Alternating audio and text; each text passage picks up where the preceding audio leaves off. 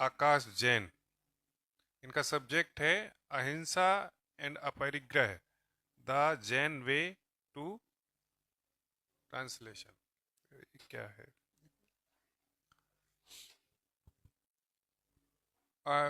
Akash Jain. Next.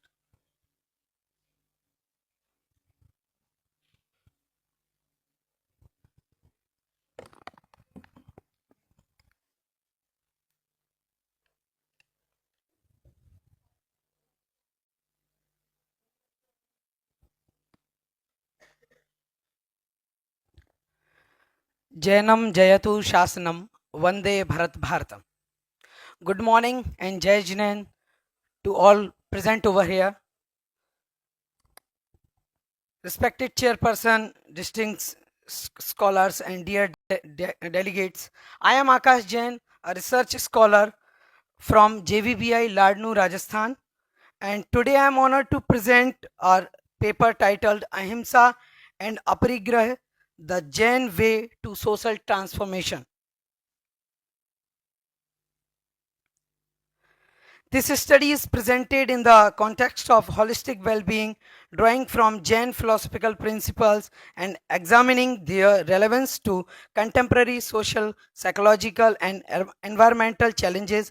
This work is co-authored with Ms. Akansha Jain, Research Associate at Central Agroforestry Research Institute, Jhansi. In today's highly materialistic and fast-paced world, human beings are facing emotional instability, anxiety, and moral decline. Despite technological progress, inner peace and social harmony are increasingly absent. Whether one lives in a village or a metropolitan city, the pressure of consumerism, competition, and unethical conduct affects everyone. Under such circumstances, there is a strong need for inner and spiritual transformation, not only at the individual level but also at the collective level.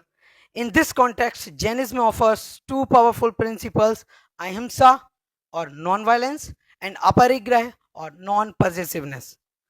These are not merely religious ideas but practical ethical tools for restoring balance in life and society. Jain philosophy rests on four foundational doctrines. First is Ahimsa, which means non-harm toward all living beings. Aparigraha means limited possession and self-restraint. Anekantvad means non-absolutism and respect for multiple viewpoints. Parasparo pagraho jivanam, the principle of interdependence. According to Jainism, the entire universe is alive and plants, animals, and humans share the same spiritual essence. These doctrines naturally align with modern sustainability ethics such as reduce, reuse, and recycle, responsible consumption, and ecological balance. Ahinsa, meaning non-violence, is the supreme ethical principle of Jainism described as param dharma. We also say that ahimsa paramo dharma. Huh? So in Jain thought, all entities are classified as jiva and ajiva. Jiva is living being and ajiva is non-living being. So every living being, whether human, animal, plant, or microorganism, possesses a soul and therefore deserves protection and respect. Modern scholars compare ahimsa with deep ecology, as both emphasize intrinsic value of all life and rejection of anthropocentric domination. Ecological harmony. Thus, ahimsa is not passive morality but an active ecological and ethical strategy. And according to Jain scriptures, living beings are categorized into sthavara, which means immobile beings like earth, water, fire, air, and vegetation, and trasa, which means mobile things. They are further classified based on 1 to 5 senses. The picture is also showing. Jain ethics teaches that the fewer the senses, the greater the responsibility of humans to protect them. Practicing Sthul Ahimsa or Ahinsa Anuvrat means avoiding unnecessary harm, refraining from exploitation of nature, and using resources responsibly. And now the aparigraha. Aparigraha means non-possessiveness. Aparigraha means limiting one's possessions according to actual needs. Jainism teaches that humans are user and not owners of resources. Accumulation beyond necessity is considered unethical and a form of violence. In today's social media culture, display, status, and consumption have become dominant values. This creates psychological stress, financial pressure, and environmental degradation. Unchecked possessiveness leads to mental unrest and social imbalance, whereas aparigraha promotes simplicity, sustainability, and peace. Jain doctrines directly correspond with modern ecological concept means parasparopagraho jivanam says that ecology and interdependence. Ahinsa says wildlife and environmental protection. Aparigraha says circular economy and sustainable development, and Anekantavad says biodiversity and coexistence. Thus, Jainism offers a complete philosophical framework for environmental ethics.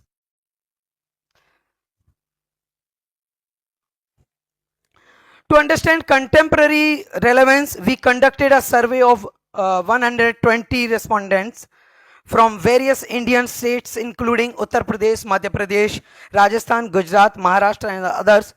Participants belongs to different age groups, genders and professions such as teachers, students, homemakers, businessmen. This diversity ensured balanced and inclusive perspectives. The findings were highly significant. Over 95% responded agreed that resolving problems without violence is essential for this society. And more than 90% believed that excessive materialism causes social imbalance. And nearly 95% people supported a lifestyle based on self restraint and compassion. These results confirm that Jain ethical principles remain deeply relevant today.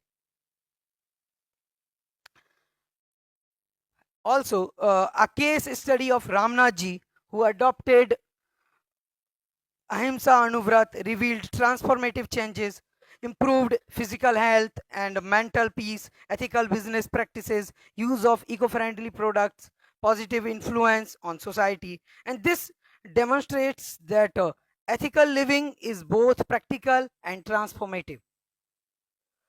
To conclude, Jainism is inherently eco-friendly and human-centric. Ahimsa and aparigraha are universal values not limited to religion.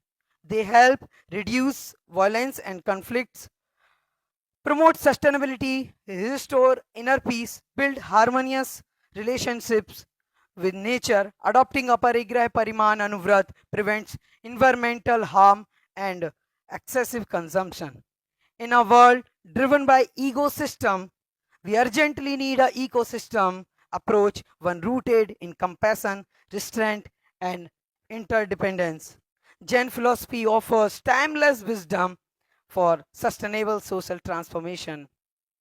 Thank you for your kind attention.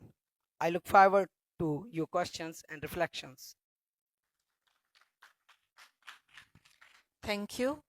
And thank you all for being very punctual as well. So we have time for questions.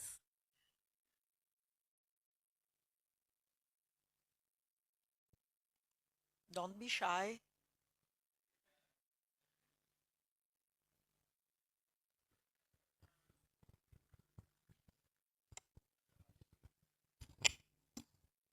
Jai Jinendra.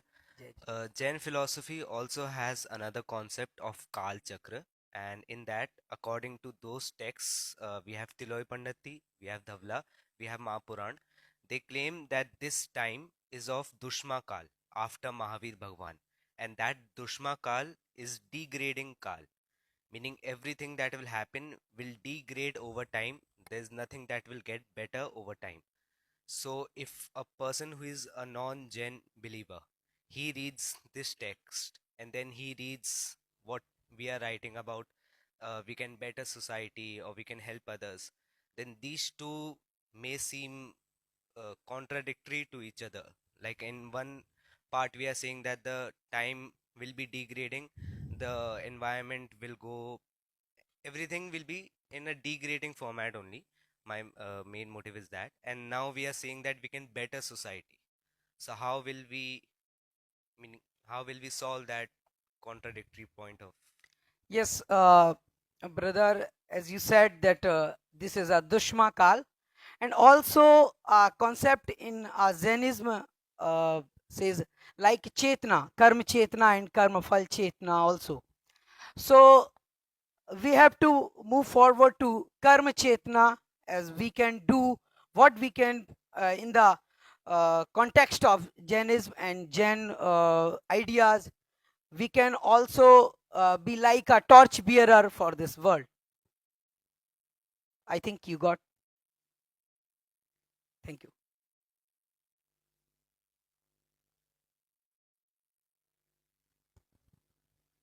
Okay, so thank you so Thank you very much. much. So I am now calling Sangeeta Bipin Shah, who will present a paper